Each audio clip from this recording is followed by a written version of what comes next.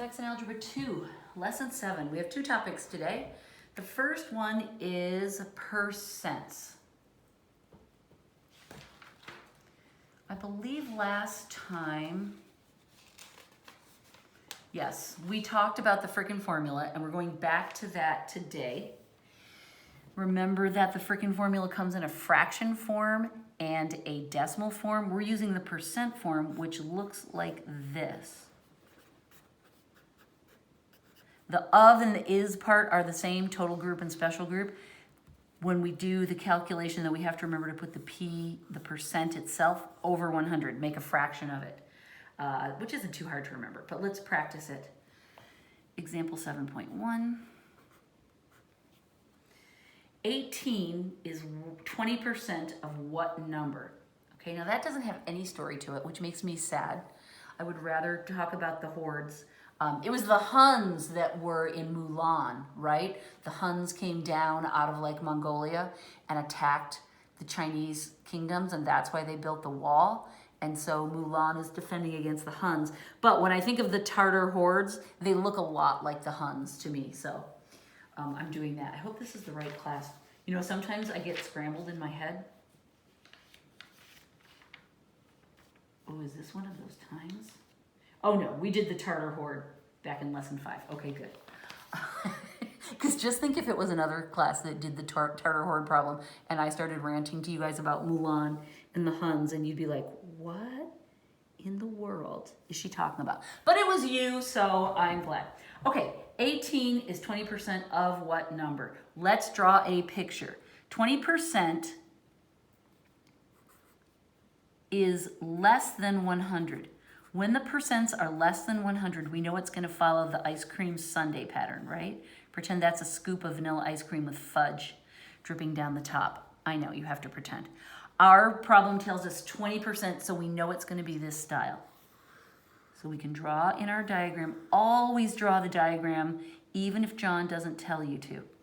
It'll help you.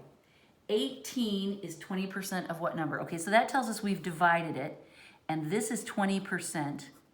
And this is 18. We don't have a story to go with this one. It's sad. Of what number? That tells us that this is the mystery. Remember, this is always the of, and whichever one of these two categories we're interested in, that's the is, and then the percent is the one attached to the is number, the one that we want. Okay, so now we can set this up using this structure. 20 over 100 times the of number, which is x, equals the is number, which is 18. I'll put it over a 1 just for fun, because I want to be in the fraction club. Okay, we need to get this by himself. We're multiplying by this, so we multiply by the reciprocal to make it go away. Right? This is all gone. This now is by itself, and all we have to do is reduce this and we'll be good. Okay, I'm going to divide top and bottom by 10, which eliminates the zeros. Then I'm going to take this 2 against the 18. There's a 9. And then I can multiply through and get x equals 90. So that means that's how many were here. And now I can do the rest of this. I can fill in the rest of this diagram. If this is 20%, then this must be 80%, because I know it has to equal 100% in the end. And I can do subtraction. If the total's 90 and this is 18, then this must be what? 72, right? And that's the right answer. Even when John doesn't tell you, I highly recommend that you always do the diagram. It will help you. 7.2. Now we get a story. 1,500 is what percent of 250? Okay, so I know that this is 250 because that's my of number. And then the new number is 1,500. I don't know what the percent is, but I can see that if it went from 250 to that, it got bigger, didn't it? Ah, so that tells me that my percent is going to be greater. No, the other way. My percent is going to be greater than 100. And so instead of an ice cream sundae problem, this is a baby Jesus peanut style problem, right? If the percent is greater than 100, we're going to get this thing because our group is growing.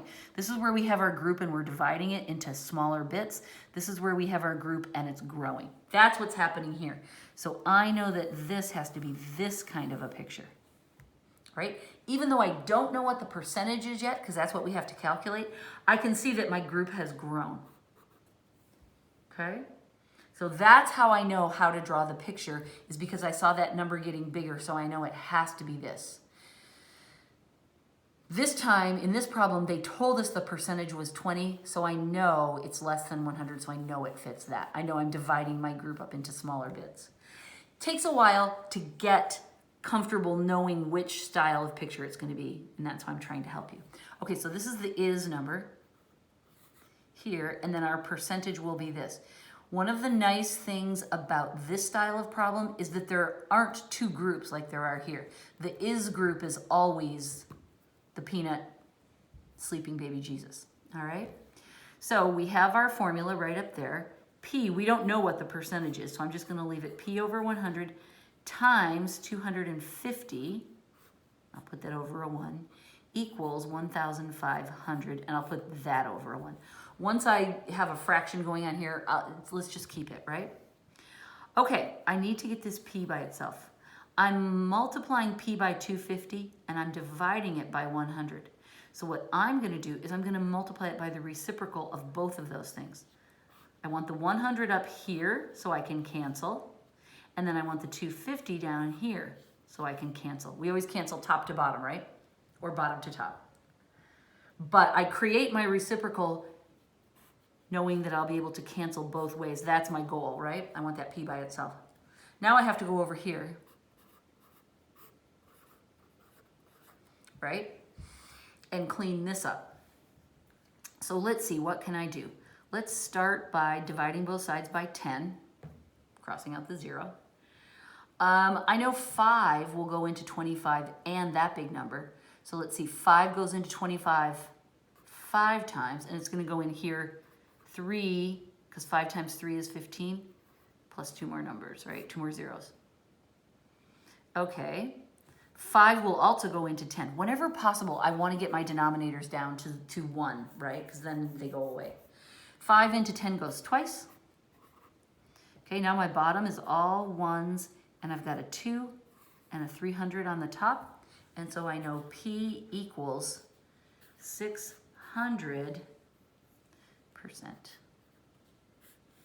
We don't need the percent sign as we're working. We add it at the end. It's just a label like that. Okay, John draws his pictures a little differently. In the book on this lesson, he uses squares and rectangles instead of circles. Circles are better. Sorry, John. I love you, but this time you're wrong. It's weird because sometimes he does use circles, but other times he uses the squares. So ignore him. Next topic. Equations from geometry. Now, I'll tell you my own personal preferences. Those crazy area, perimeter, volume, surface area problems that we've been doing so much of lately, those annoy me. There's so many steps and it's so fussy, and I don't like when pi gets involved. It's annoying. But these problems are geometry that I think are kind of fun. Let's try one. Find x. All right, there's a triangle. Part of it is because I like to draw that picture. I do think that's fun. It's kind of a break. A nice break, and like I said, I notice things that I don't necessarily, if I just look in the book, I just glance at it and I don't pay very good attention. But when I take the trouble to copy every detail, it helps me. Now let me just remind you that when we have notation like this, the reason there's the parentheses around that and then the degrees, because what they're trying to say, this whole expression is the measure of that angle. They're applying the degrees to the whole expression. So that, don't let that concern you or worry you. That makes perfect sense. John's just being deliberate in his notation. 7x plus 18 is the size of this angle, but we have to put the degrees on it, so we go like that, and then we have a little arrow. And then this one is 6x plus 10. Again, don't let the parentheses freak you out. Okay, how in the world are we going to find out what x is? Because that's our job, is to find x. What John's doing is he's asking us to use our geometry knowledge to figure out to set up an algebra problem, to come up with the answer. We're supposed to find x. Notice that x is not the measure of any of these angles, right? The angles are all little expressions where we plug x in. None of them actually equals x. So our answer is going to be an algebraic answer, not a geometry answer. All right, the secret to this one is remembering that the interior angles of a triangle always add up to 180. So even though we don't know what all of these things are actually equal to, we know that 2x plus 2, the first one, plus 7x plus 18, the second one, plus 6x plus 10, they all have to add up to 180. Oh, okay, that's not so bad, right? So now we'll add like terms. Let's see, that's 15x. And then here's our plain number terms. 20, 30 equals 180, right? The algebra is really easy. Once we just figure out how to set it up, that's the hard part, right? Subtract the 30. John is being so gracious and kind to us. 15x equals 150. Don't you love it when it comes out so nice and easy? It's so satisfying. And so our answer is that x equals 10. Now, if John asked us to find the measure of angle A, then we would have to take that and plug it in. It would be 2 times 10 is 20 plus 2 is 22. If he wanted us to find the measure of that angle. And we could do the same for B, plug in 10 for x, or C. So this is another example of a problem where we want to make sure we're reading it carefully so that we know exactly what he wants. In this problem, he asked us to find x, though, so that's what we did, and that's the right answer. Yay. All right. Let me just flip. I don't want to squish in the bottom of the page. I hate a squished problem, don't you? Example 7.4. This one has transversals with lots of parallel lines, 4 parallel lines. We've got all these little things on here to remind us that they're parallel. And then we have a line going through like this. And we've got 4x plus 33 degrees here.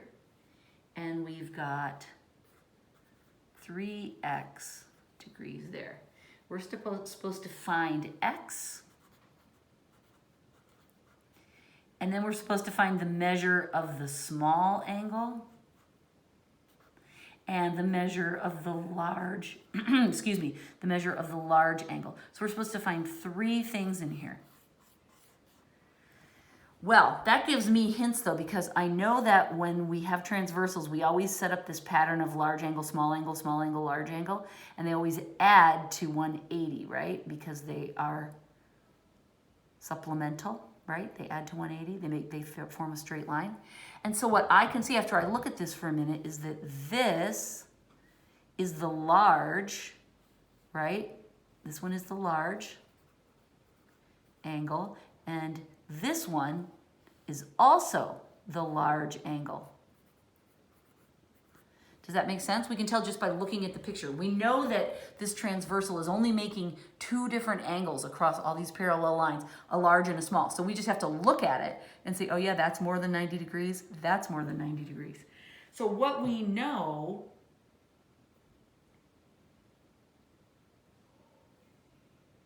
oh, wait. Hold the bus. I wrote this in the wrong place. This is supposed to be here. Aha. So this one is not. This is a small angle, isn't it? That changes things, doesn't it?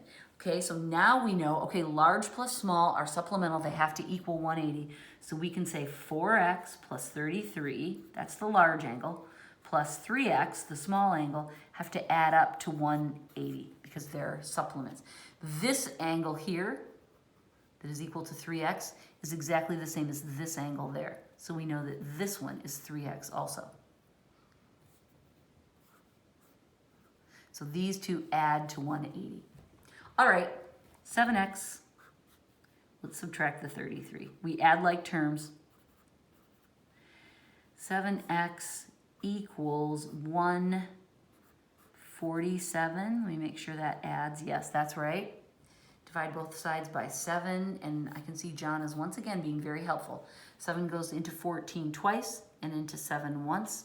So my answer is x equals 21. Again, that is not the size of either of those angles. That's just the algebraic value for x. To find the large angle,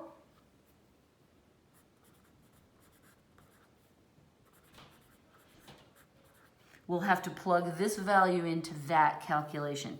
It's 4 times 21 plus 33.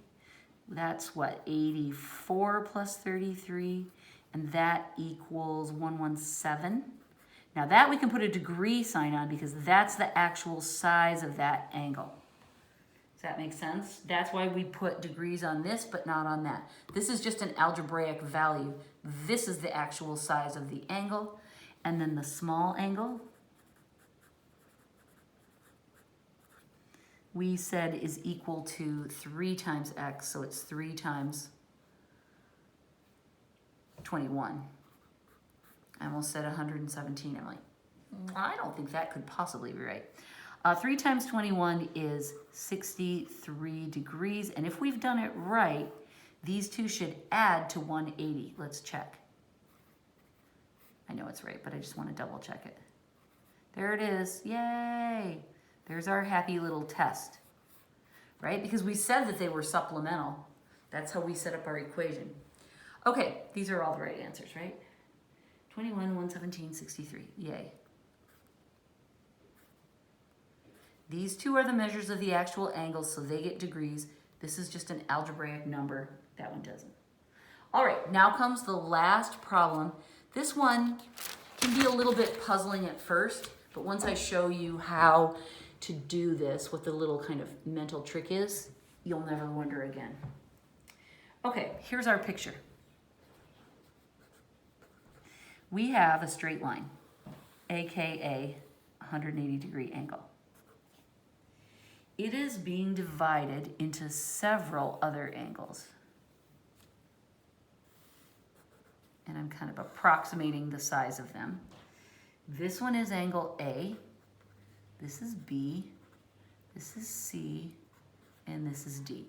We can see that all of these add up to 180, right? Because they come together, they're supplements, right? That's a fancy name we can say. They're supplements, they add to 180, they form a straight line. Okay, that's cool, we know that. So I'm just gonna start by writing that down. A plus B plus C plus D equals 180. That's not gonna be enough to solve the problem, is it? But that gives me an idea. I don't put degree markers on those because we don't have to write units every time when we're doing the math. We just drop them off and put them on the answer. The measures of angle B, A, B, C, and D are in the ratio of 1 to 2 to 4 to 2.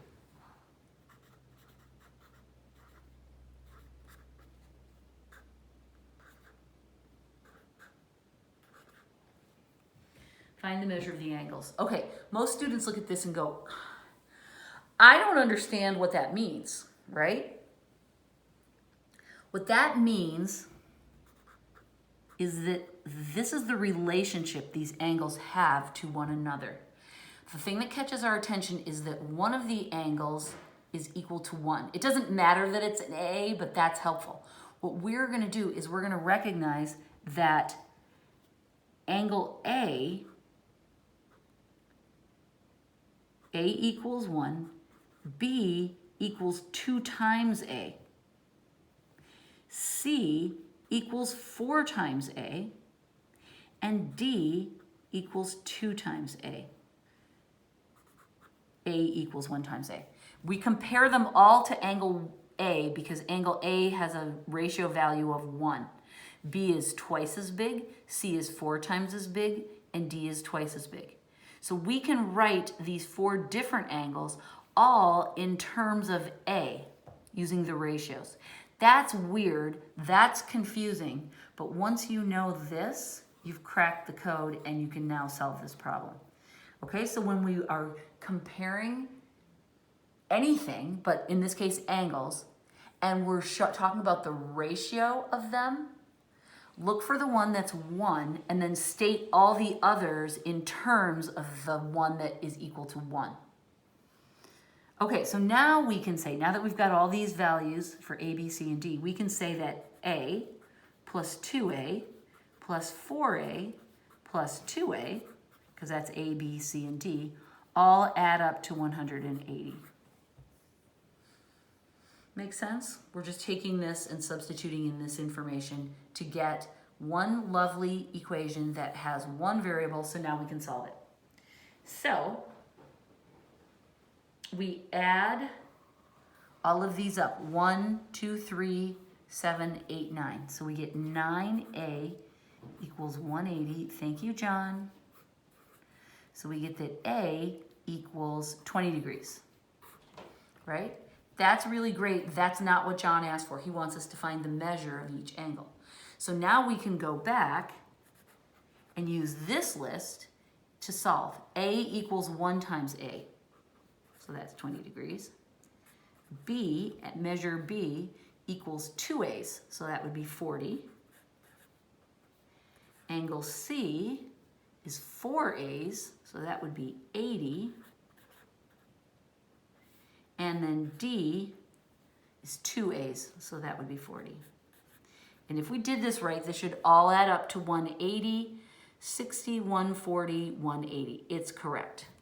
So this is the measure of each of those 4 angles. Happy days are here again. All right, this ratio thing is confusing, I know, but that's the tricky part, and now you know how to do it. Yay. There is a problem like that in the homework. It's number 11. So you will get a chance to practice that. But don't forget that there's an easy way to deal with those ratios. Okay, it's right here. Let me show you. Problem 11. It's the same thing. The measures of A, B, C, and D are in the ratio of 1 to 3 to 6 to 2. So you'll do the same thing because the 1 is for angle A. Oh, it's in the opposite order this time. So you'll write all of the angles in terms of A. So it'll be 1A, 3A, 6A, and 2A. All right, so your job now is to do all of the practice problems and the odd problem set problems. Good luck, have fun, and I'll see you next time. Goodbye.